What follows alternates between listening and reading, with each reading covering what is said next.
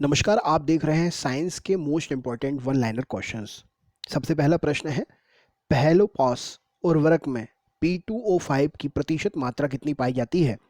तो पहलोफॉस उर्वरक में P2O5 उर्वरक की प्रतिशत मात्रा 11% होती है।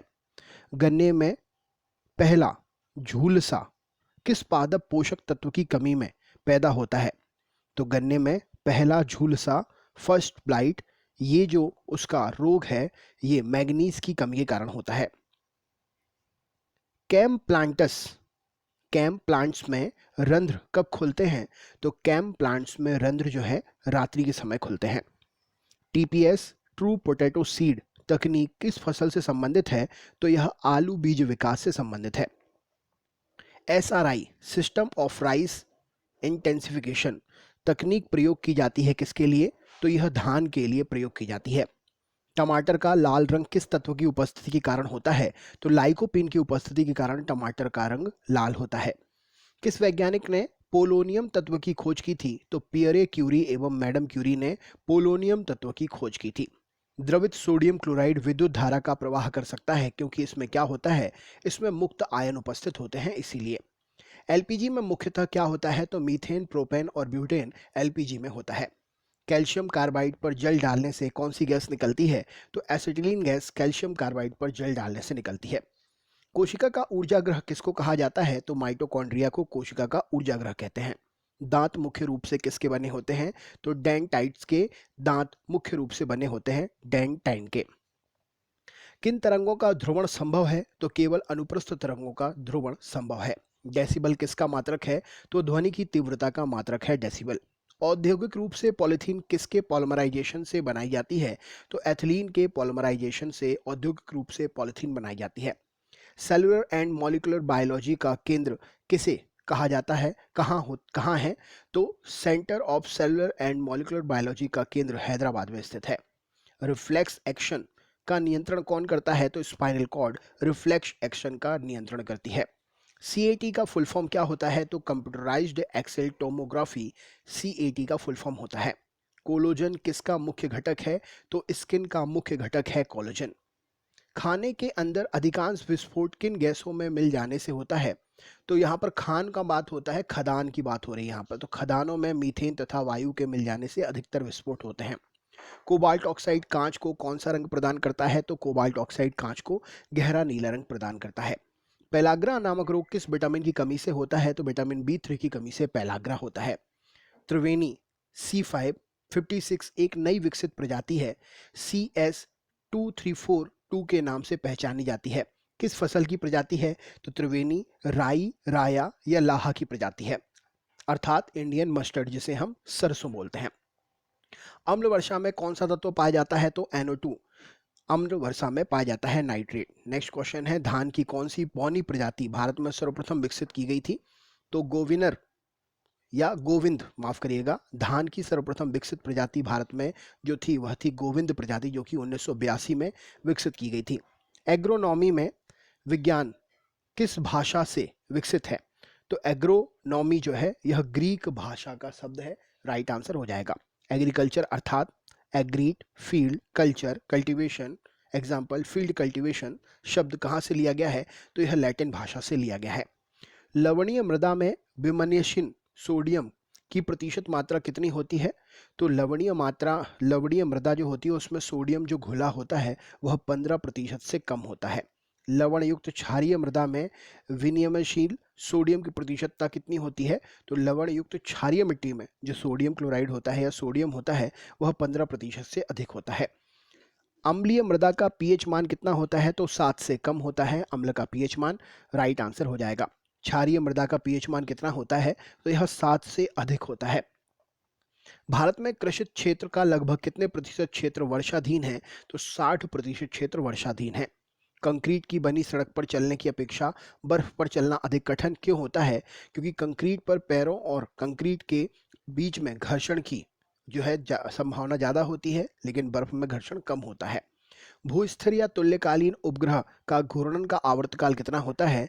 तो यह 24 घंटे का आवर्तकाल होता है। परिक्रमारत अनारक्षित यान से एक पिंड बाहर छोड़ दिया जाता है तो क्या होगा? तो यह यान के उसी वेग के साथ यान के साथ साथ गति करता रहेगा। गहराई और खारापन बढ़ने से समुद्र के पानी का घनत्व कैसे बदलता है? तो बढ़ता है समुद्र के पानी का घनत्व गहराई और खारापन बढ़ने से। बैरोमीटर में जल की तुलना में पारे का उपयोग क्यों करते हैं? तो पारे का घनत्व अधिक और वाष्प दाब कम होता है इसीलिए। लोहे की वस्तुओं को जंग से बचाने के लिए उस पर किसकी परत चढ़ाते हैं? और लोहे की वस्तुओं को जंग क्या बनने से लग जाती है? तो आयरन ऑक्साइड बनता है जिसका रूप जंग होता है, जो लोहे की वस्तुओं पर होता है। और जो मैंने क्वेश्चन पूछा उसका आंसर आप मुझे बता दीजिए। रासायनिक दृष्टि से हीरा क्या है? तो हीरा जो है एक शुद्ध कार्बन है। शहद जिसमें शर्करा की सांद्रता अधिक होती है, उसके खराब ना होने का कारण क्या है? तो पानी निकालने के लिए उच्च परासरणी सामर्थ्य में जीवाणु सक्रिय अवस्था में जीवित नहीं हो पाते हैं, इसके कारण शहद खराब नहीं होता है। जिन देशों में पालिश किया हुआ चावल मुख्य रूप से अनाज के रूप में प्रयोग करते हैं, वहां पर रोग किससे पीड़ित होते हैं लोग? तो वह बेरी रोग से पीड़ित हो जाते हैं। देश में आम्रपाली आम की प्रजाति किस वैज्ञानिक ने ये प्रजाति विकसित की थी? तो डॉक्टर RN सिंह के द्वारा देश में आम्रपाली आम की प्रजाति विकसित हुई थी। HQPM5 मक्का की प्रजाति, विशेषता क्या है इसकी? तो यह उच्च गुणवत्ता वाली मक्का की प्रजाति है जिसमें प्रोटीन, लाइसिन में और ट्रिप्टोफैन तत्व की प्रचुरता होती है मक्के में। नाना किस फसल की प्रजाति है? तो यह अनार की प्रजाति है।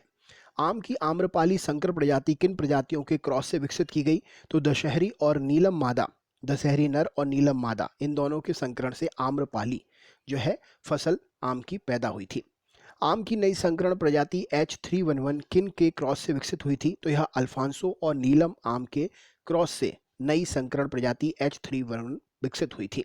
आम की आरूपिका संकर प्रजाति 2009 में किन प्रजातियों के क्रॉस से विकसित की गई थी? तो आम्रपाली और वनराज आम की किस्मों के क्रॉस से यह नई प्रजाति बनी थी।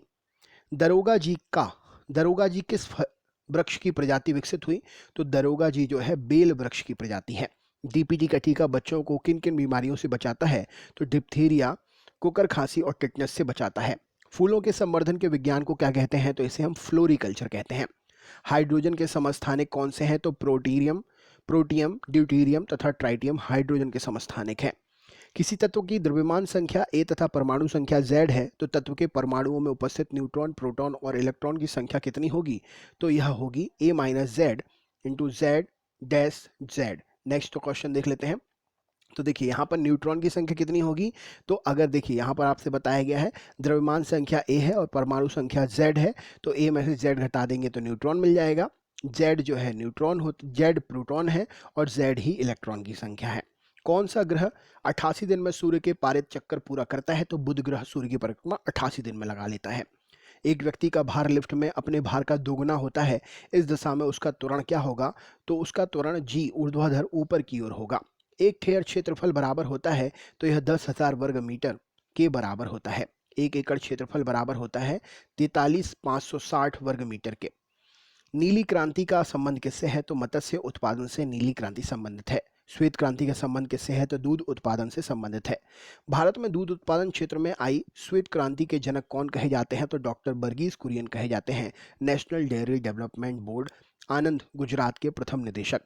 विश्व में कृषि क्षेत्र में आई हरित क्रांति के पितामह कौन कहे जाते हैं? तो doctor N.E. Borlaug, Norman E Borlaug जो है ये मैक्सिको से थे। वर्ष 2009 में 95 वर्ष की उम्र में इनका देहावसान हुआ था। भारतीय सस्य विज्ञान society, Indian society of agronomy IARI में ऑफिस नई दिल्ली में कब स्थापित हुआ था? तो 1955 में स्थापित हुआ था। ICAR, भारतीय कृषि अनुसंधान परिषद, नई दिल्ली की स्थापना कब हुई थी? तो 1929 में 16 जुलाई को। बेस्ट साइंस क्वेश्चन और आंसर आप पढ़ रहे हैं, अपने दोस्तों को जरूर शेयर करें। कृषि प्रसार में T&V, ट्रेनिंग एंड विजिट योजना कार्यक्रम की शुरुआत कब हुई? तो 1974 में हुई थी। देश की प्रथम सरसों हाइब्रिड विकसित की गई संकरण की प्रजाति, उसका नाम क्या था? तो NRCHB 506 DRMR भरतपुर केंद्र राजस्थान में संग्रहित कराई गई थी। नाइट्रोग्लिसरीन का प्रयोग किसकी भांति किया जाता है? तो यह विस्फोटक की भांति प्रयोग होता है। रात्रि में देखने के लिए कौन सी तरंगें प्रयोग की जाती हैं? तो इंफ्रारेड तरंगें प्रयोग होती हैं। पेप्सिन एंजाइम किसको पचाने में सहायक होता है? तो प्रोटीन को पचाने में सहायक होता है।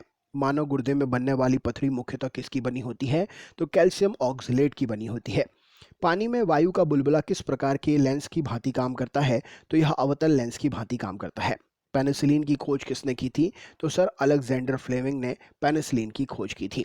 बीमारी का जन्म सिद्धांत, जर्म थ्योरी ऑफ डिसीजेज, किसके द्वारा दिया गया था? तो लुईस पाश्चर के द्वारा दिया गया था। तराशा हुआ हीरा किस कारण से पूर्ण आंतरिक परावर्तन में चमकता है? तो यह अपने उच्चतम अपवर्तनांक के कारण चमकता है। ओम मीटर किस भौतिक राशि का मात्रक है? तो विशिष्ट प्रतिरोधकता का मात्रक है। नियासिन की लगातार कमी से कौन सा रोग होता है? तो पैलाग्रा रोग होता है।